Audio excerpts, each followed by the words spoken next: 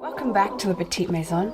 Today we'll be going inside and then upstairs to the master bedroom that has also had quite a major transformation. So come and have a look with me.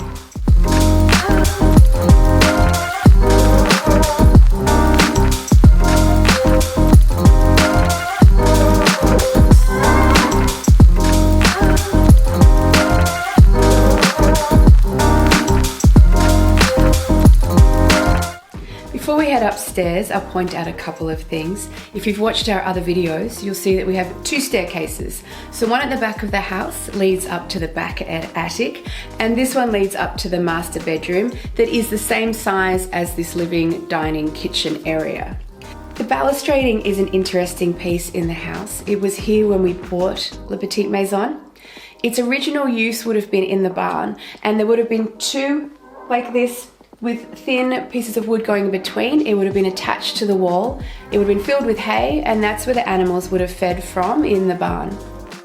As I've mentioned before, we are a little short on space here, and until we find somewhere to put a bookcase, this at the moment is our little library, and it's continuing to grow up the stairs.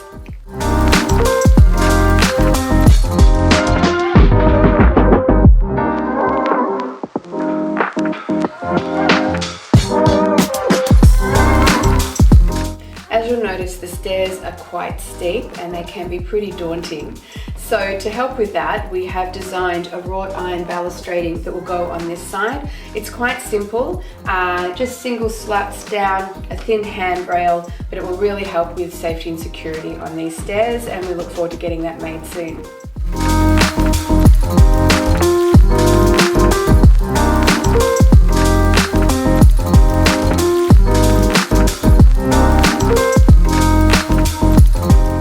We're really lucky with our bedroom that it is such a large space.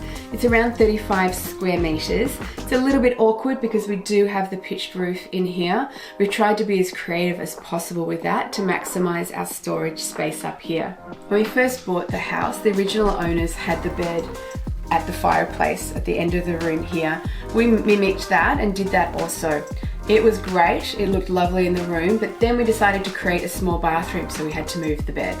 So as with the rest of the house, storage is really a challenge for us. When we moved in, there was nothing in this space whatsoever. It was an open landing directly to the staircase, very dangerous, and we saw it as an opportunity to A, make it safer, put in a new balustrading, and then also create a little space for my closet. This little valet that we found at a local brocon is also a really sweet and easy way to get a little bit of extra storage. It's been really handy for us. So something simple that we've done to create more storage is just here under the eaves and behind the bed, putting a simple rod, a few hooks, and that way we can put more hanging space for shorter items, but it's going to be really helpful for us.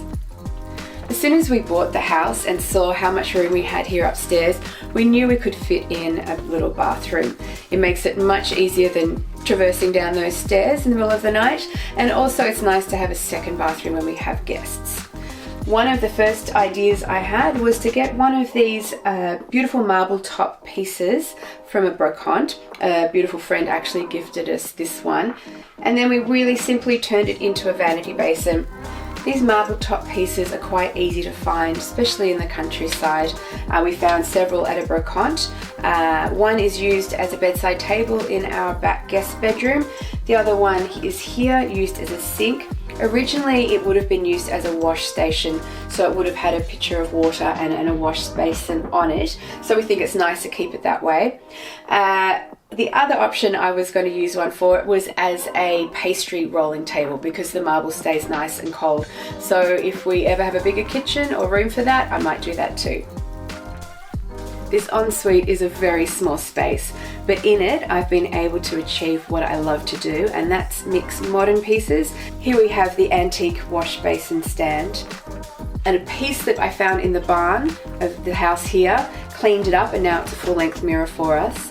Some new IKEA things, and then a brocante mirror, and then a brand new light. My favourite piece in the bedroom is this beautiful suspension light.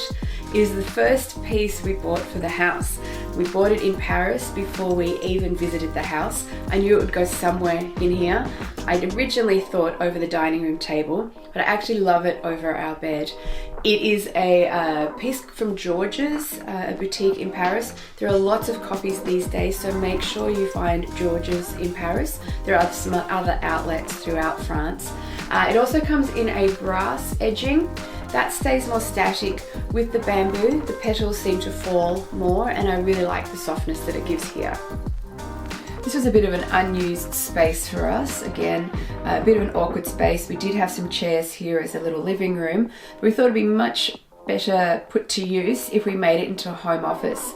So we're really lucky enough to be able to have a large area for computers, working, and it's very practical.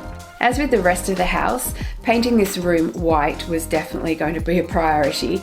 The beams we left dark for quite a while to live with them, but in the end, it really made a huge difference, we think, to really open up the room, make the most of the natural light, and make it seem as airy and light as possible.